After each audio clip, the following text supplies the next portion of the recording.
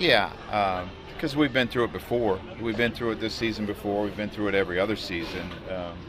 It's not the time of year that you want to have it, but you know it's going to happen. And come out and swing the bats good tonight. With what you have in that clubhouse, what leaves you optimistic that they are going to turn it around soon? Well, I think the way we've seen them hit during the course of the year tells you that it's not going to be like this the rest of the year. We just had a few bad days, and sometimes you got to give a little credit to the people you're facing, and if they make their pitches, there usually aren't a lot of hits. Severino making his second major league start. What are your expectations for him this evening? Well, you'd like for him to give you 6 innings and keep you in the game. That would be a good night. Obviously, we saw that he was able to handle the stage the other day, and I'm sure he was a little amped up, and hopefully he can relax a little bit more tonight. You look at last time out, he got into a lot of 3-ball counts, threw a lot of pitches throughout the course of an at-bat. Do you think that will change as he continues to get more experience up here? Well, I hope so. I think it's important because, you don't always want to be in 3-ball counts and your pitch count being up around 100 after 5 innings. As a starter, you want to get deeper, and he'll learn how to do that. Headley okay? Yeah, he's just a little banged up. He's played every day. He played every day in that the long road trip. Played every day during the homestand, so I thought it'd probably be best just to give him a couple days. He's hit a lot of balls, he's got bruises on his shins, and just kind of banged up. Joey Severino, what's a large enough sample size to really kind of know what you'll be getting from him all the time? Well, I think that's hard to say because I think kids mature and as they get older, they get better, and teams adjust to them, and you have to make adjustments, and I think you have to go around the league a couple times before you have a real good idea what you have. Okay. Got a timetable for Pineda? Said he threw a bullpen yesterday. He'll throw another bullpen on Thursday, and then we'll go from there. If that all goes well, it's possible that we could step it up a little bit, and maybe he pitch in a game.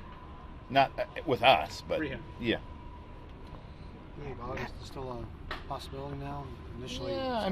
So far, everything has went according to plan, and you just got to see as you pick it up. The other day, he just threw fastballs and changeups, but he did throw 25 pitches, and he'll throw some, probably all his pitches on Thursday, and then you go from there, and you keep your fingers crossed that he feels good after that, and you can get him on a rehab. He was only shut down for about 7 days. How many rehab starts do you think he'll need till he's back to where he needs to be? I think you got to see how he feels after the first one. Is really what you got to look at, and then if he feels good, then you make a decision. Is it possible he could be the sixth guy that you had? Oh, I'm not worried about that right now. They're all on an extra day here, so we'll worry about that later on. Joe, what stood out to you most stuff-wise from Severino's first start? I think there's some life to his fastball. He's got a pretty good slider. He's got a couple different ones, and he's got a changeup. What stood out to me was he was able to make pitches in 3-ball counts. And you're going to get some 3-ball counts, and those are important pitches that you got to make because those are free base runners, and that's not what you want to do. I see a couple of different sliders. Is that one that cuts a little bit more? He'll throw one a little bit harder. One will have a little bit more depth. He didn't throw that one a lot last time out. Was there any reason in particular why? Well, a lot of it has to do with the scouting reports and who you're facing. Joe, he hasn't gone through a real dry spell this season until now. What have you seen these last 2 weeks? From Alex? At times his at-bats are good. I think sometimes he gets out of his legs a little bit. You see some knuckleballers, and those are always hard to predict and what's going to happen after that. So, I'm hoping the day off helped him. And then he comes back and swings the way he's swung most of the year. Joe, can you imagine being Todd Bowles today? You've been around clubhouses and stuff. Have you ever heard of that, seen that? No. It's got to be difficult. How you handle it and moving forward, and the importance of unity and.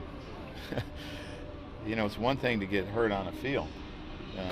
It's tough, and it's got to be tough for the players involved because one player gets released, and then one player who's competing for the starting job is not competing for 6 to 10 weeks. So it's got to be tough, and the big thing is you want to learn from it and move on. That's what you have to do. through your mind when you saw that story this afternoon? It was kind of shocking. Usually you don't think of quarterbacks being the ones in the incidents. And you saw the one with Cam the other day, and now you see the one with Gino, and it just goes to show you when you practice against your own guys too much, it becomes dangerous. Because they want to hit and they want to take that aggression out and show what they can do, and it gets crazy sometimes. That's why I'm not big on inter squads.